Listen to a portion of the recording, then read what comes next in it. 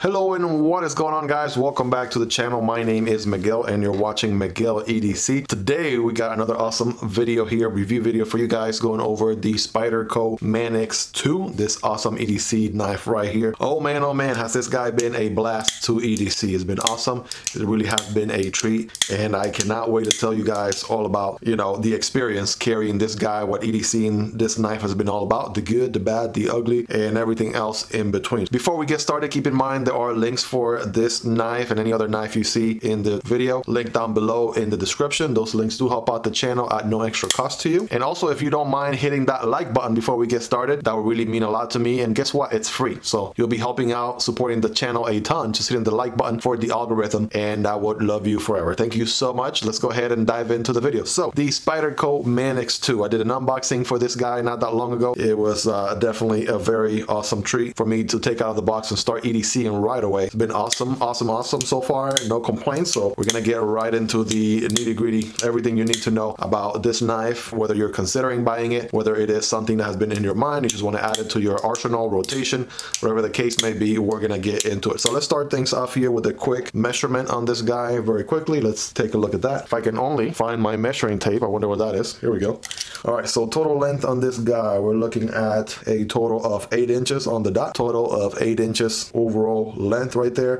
That handle is going to be around, I want to say 4 3/4 or 4.75. The cutting edge is going to be around 3 inches total. Let's do some quick size comparisons, of course. Probably the best comparison that we can do are going to be the PM2, of course. You've seen this knife a lot in the channel before, and a smaller brother, the Para 3. So it's going to be very close to the PM2, no doubt about that. Pretty much same measurements right there, handle and blade. Of course, different blade shape, if anything, but very, very close to the PM2. I got 2 other Spyderco for you to check out as well. Here's the Yojimbo 2, which, by the way, there's a review on that knife in the channel as well. Here is the Spyderco Smock, and all of these are actually an S30V steel, so they share that in common. And so as far as total length, they're all pretty much around the same ballpark, even though they all have different blade shapes and different handle styles.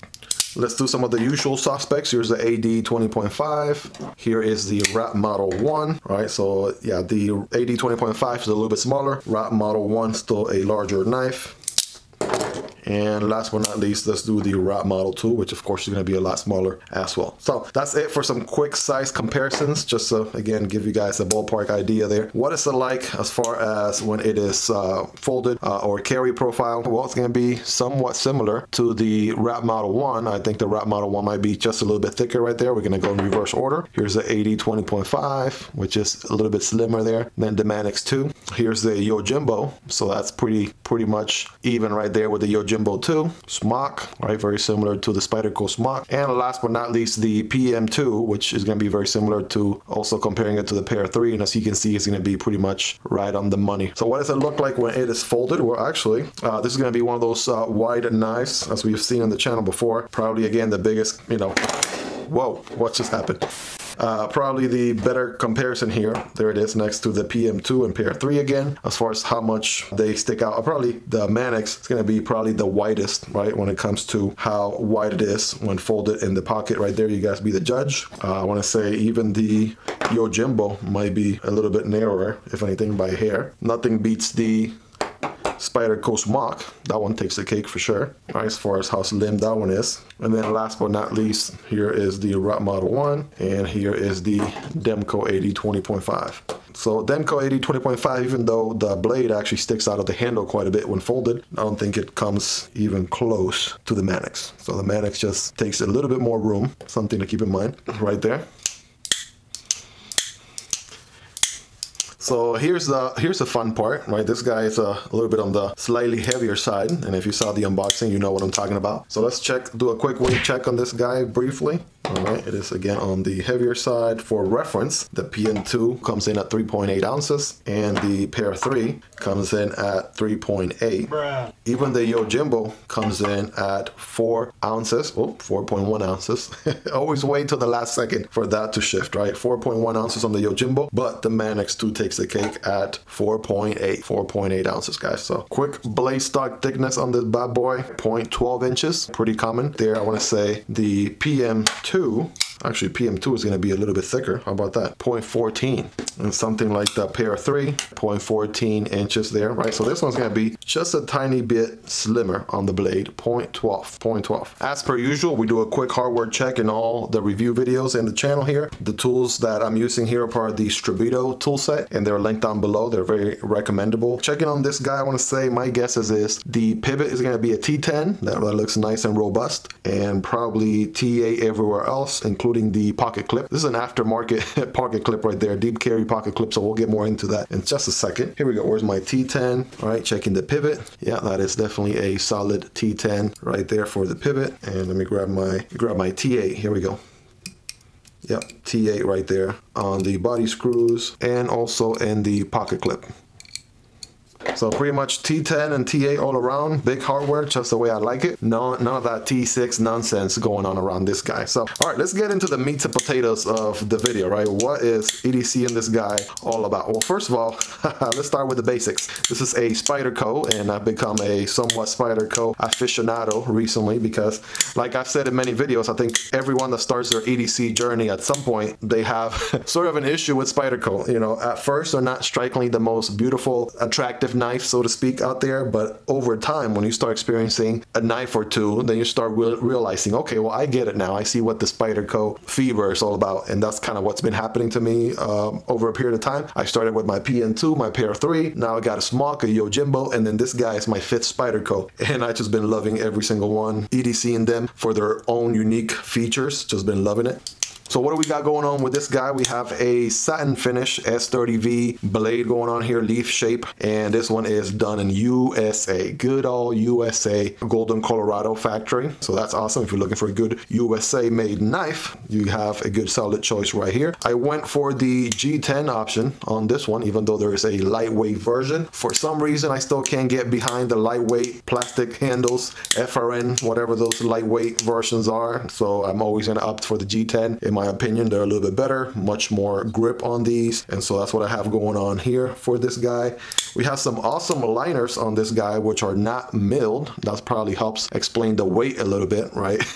Why it came in at the weight that it did. This guy is rocking the crossbar lock, which is very, very nice, very unique to this knife, which is basically a ball here that locks the blade in place, and so you pull on it, sort of like very similar to a crossbar lock or an axis lock from Benchmade, except you don't have any Omega springs to deal with or to worry about on this guy. So basically a spring, which you can see probably from here, way down there. You got a spring right there with a ball that locks the blade open and unlocks it, so you can close the knife, which is very, very nice and very fidgety, if I haven't mentioned that already. So that's pretty neat, pretty awesome. So you got a very awesome steel going on here. S30V is an awesome, awesome steel. At some point, it was one of the best premium steels out there. Still holds its basically its weight compared to many, many steels. And for the price, I mean, this knife right here coming in around $150-ish. Sometimes you can get it for a little bit less. You're getting a heck of a steel. Very, very useful shape here for the blade. So in a way, I had here's my PM2, and so I'm a huge fan of Wharncliffe blades, right? And I feel like this one sort of gives me a Wharncliffe blade. Obviously, if I really wanted a Wharncliffe, that's what my Yojimbo is for.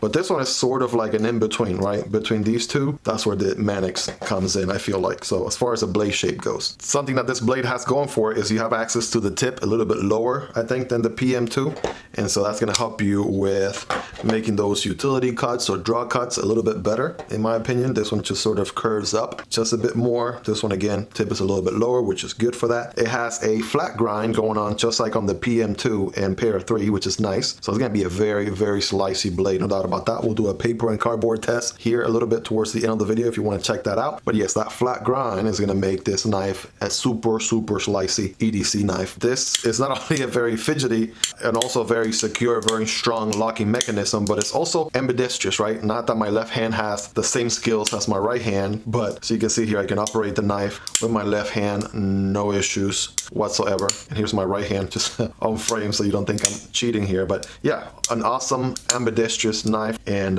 you can do all the opening and closing that you can do with your right hand. If you're a lefty, you can get them done as well. You have tip up only carry on the Manix. So unlike the PM2, unlike the Para 3, unlike the Yojimbo, unlike the, well, same deal with the Smuck actually. So only option that you have to carry this guy is going to be tip up, right? There is no drilling going for tip down. If you are one of the 10 people out there who's still doing tip down carry, then that's not an option for you with the Manix. But you do have the option to mount the clip on the left side. So if you're lefty and you want to mount the clip on the left side, you sure can do that, no problem.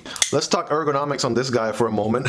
If you can see, this guy right here just melts in your hand quite a bit. I mean, you have basically an index cut out. That's your main guide right there. Middle finger, ring finger, and pinky all fall within basically what's left of the handle here, and you have plenty of room for your hand in the default grip right there. There's even an XL version to this knife, so if you feel like you need more knife or more handle, that XL version is going to be calling your name. But if this wasn't enough, you can also forward choke. Got a forward choil right here, which is very nice. Forward choke on this guy, and you are in business still. And look how much handle I have. Again, I have medium hands. They're not the biggest hands, not the smallest hands, somewhere in the middle. And look how much handle I have going on. So ergonomics on this guy are going to be awesome, awesome, awesome. Easy to grip. This G10 really helps a ton with that grip. And you know, as far as the ergonomics, they are on point. Another thing that this knife has going for is you have tons, and I mean tons of jimping going on everywhere. You have jimping going on right here. Also through here, you got some more jimping going on further down in the handle. On the inner side, on the spine or back side, you have a plethora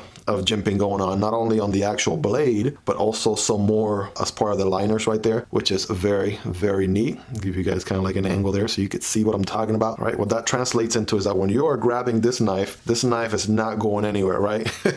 You can do whatever it is you need to do, even if you have butterfingers like me. I tend to have a horrible case of butterfingers. When I'm gripping this knife real good, I don't even have to like really force my fist all that much. I know this knife is not going anywhere from my hand, and that is a great thing. The jimping everywhere really helps a ton with that.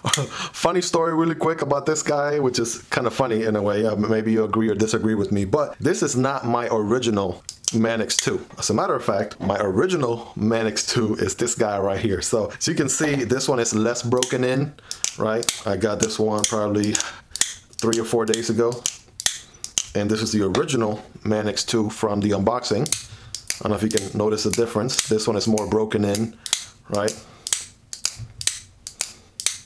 Yeah, you can probably notice a difference a little bit. And so what happened, long story short, is I was trying to get this shot right here. I'm thinking I'm being super creative and I'm going above and beyond trying to create the perfect shot. And so I'm trying to do this shot right here that you're gonna see on the screen right there. And after I took that picture, the knife fell from the truck tire. It hit the pavement and it got some, basically messed up the blade.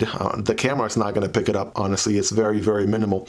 But yeah, the blade got damaged quite a bit. And of course, I could sharpen that out and whatnot, but I wanted to have a, you know, it was too short-lived for me. I've never dropped a knife in my life. That's been my first experience, so I wanted to basically have one pristine. I didn't want to accept the fact that I was an idiot and dropped the knife straight into the pavement, straight into the blade, and kind of messed up the blade quite a bit there. So that's gonna need to be resharpened quite a bit, reworked that bevel or grind a little bit more, and yeah. So that's my short story there of me being dumb, me being an idiot. But yeah, what's better than one Manix 2? Well, how about 2 Manixes 2? That even makes sense?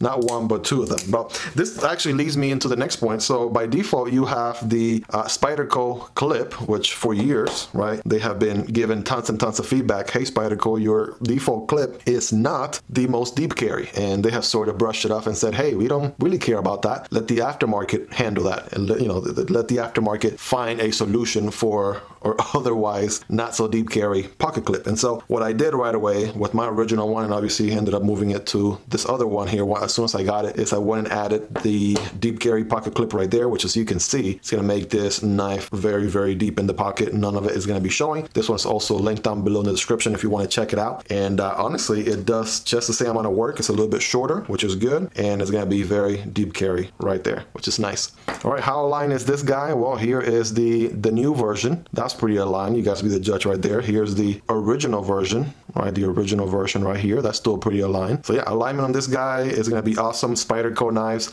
their quality check, their QC is awesome coming out of the factory. Not only the knives made in the USA, but also knives made out of Taichung, Taiwan, just like the Spyderco Mach, right? The quality on Spyderco is always going to be top notch. So that's something that they definitely have going for them. So a couple of things, I guess, to keep in mind.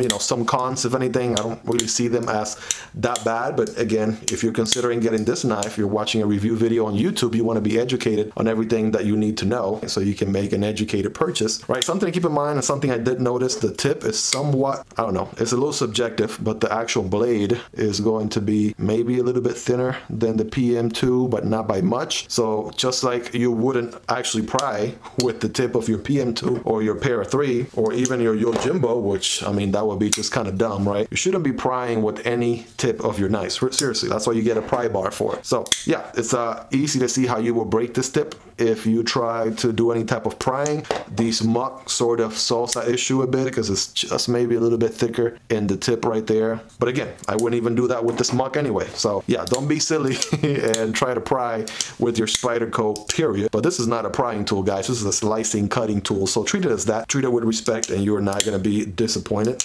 All right, this one is actually a little bit heavier than all of my other Spyderco knives, and I do not mind that one bit, right? For the extra weight, if you will. Well, first of all, I'm not a lightweight freak by any means. So if I have a knife, as you probably seen in other videos before, that weighs a little bit extra, hey, that's fine, right? That is okay by me, right? Get to work out my biceps a little bit, right? Get some curls from time to time. No, I'm kidding. But you know, you get the idea. Weight is not going to be a deterring factor for me. And I actually like the fact that this knife feels a little bit more solid, a little bit, you know, more concrete in the hand, if you will. And I guess it's the fact that it's built very robust. There's no milling going on in the liners, as I mentioned earlier, so you know you're getting a solid knife. You have this bar right here, spacer as well. I mean, it is quite a bit going on with this knife, and I love it. And the weight is not an issue. But if you have an issue with the total weight on this guy, again, check out the lightweight version, right? This is a good way to experience Spyderco's ram lock. And if you feel like this one's too heavy, again, there's a lightweight version. That is a great thing about Spyderco. They always have a starting point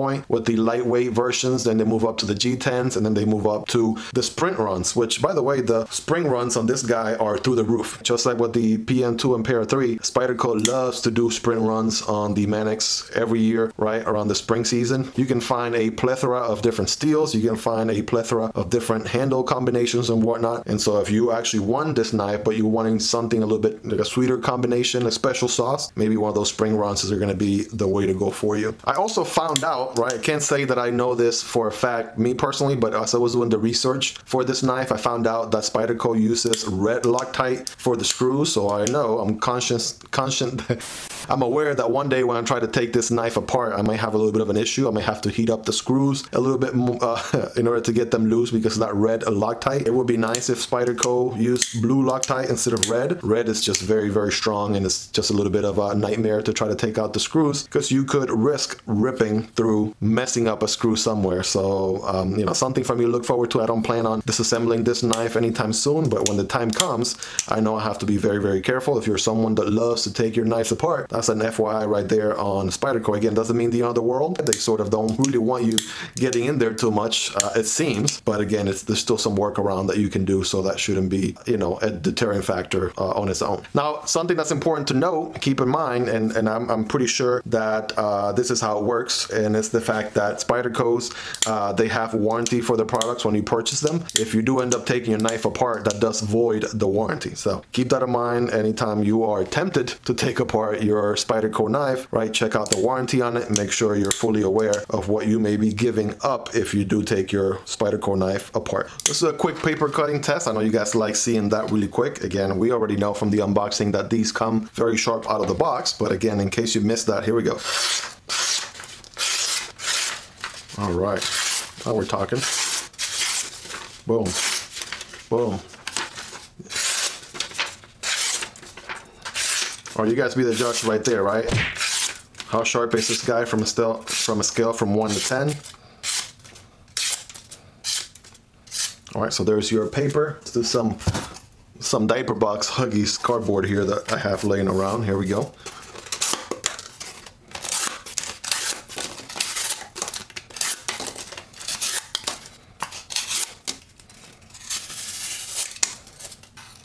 one final one. All right, there it is, and bam. Like I said, this flat grind right here is going to put in work for you, and it is a very, very slicey blade. If you are considering perhaps purchasing your first Spyderco knife, I mean, there are a lot of other budget options, the Native, the Tenacious, so many other Spyderco knives that come in at a lot more affordable price, under $100. This one obviously is over 100, around 150, 160 or so, especially if you get a spring run, or if you get this combination right here, you might find it on sale. But if you're considering buying your first Spyderco knife, or even adding more Spydercos to your lineup, these are typically going to be the ones you're going to be comparing, right? The PM2, of course, because there's so much rave about it. The Para 3, because everybody speaks nothing but great things about them. And you honestly can't go wrong with either one, or either or, right? You have the Manix, of course, which has somewhat of a different approach to the locking mechanism, right? The PM2 and the Para 3 have the compression lock. So if you want to go that route, then of course you would want to consider the other alternatives. So if you are wanting a flat grind, and again, you're looking at more premium knives over $100, PM2 and Para 3 are going to be good solid options with a flat grind. So they have that going in common, that similarity right there, but they are going to have a compression lock. You also want S30V. You can look at something like the Yojimbo, which you've seen in the channel unbox and review before, or something like the Smock. This is a over $200 knife right here. So these are some other options right there if you want to really go full send on Warncliffe or Sheepsfoot style blades right here. These two actually have a hollow grind, so if you're more of a hollow grind type of person, you might want to go that route. But they do have the Manix and the Yojimbo 2 and Smock all have S30V. So if you're okay with S30V, which you should, it's an awesome steel, and you want a hollow grind, then you will go over to this side. If you want the flat grind still, and you really can't live without the ram lock, which I'm telling you, it is an awesome, very fidgety open and close mechanism from Spyderco. No mega springs here, and it works very similar, just like a crossbar lock or an axis lock. Then the Manix is going to be the way to go. Now, of course, at this point, I own 5 different Spyderco knives. That is no secret. I personally like it. I personally love it. I'm personally in love with it, and I'm trying not to be biased whatsoever in this video. Like I'm telling you guys from the very beginning, at some point in the beginning of my EDC journey, I used to not like Spydercos whatsoever. They weren't my thing. I didn't really like them whatsoever. I paid money for all of these knives, by the way. I purchased them with my own money, so it's not like Spyderco sponsored the video or sent these in for me to rave about them or anything like that. And I even wouldn't do that anyways had that been the case. But I legitimately love my Spyderco knives. I am so happy that I've been able to acquire these different models all throughout, and honestly, I've just been having a blast. EDC carrying this guy as a tool, as a cutting tool. This thing is going to outperform a lot of other knives out there for sure. And you know, the Spidey hole right there is going to make it very easy to open and close. You got the reverse flick with this guy, right? Which I'm not sure if I mentioned that, but you could do reverse flick with this guy. You could do thumb deployment.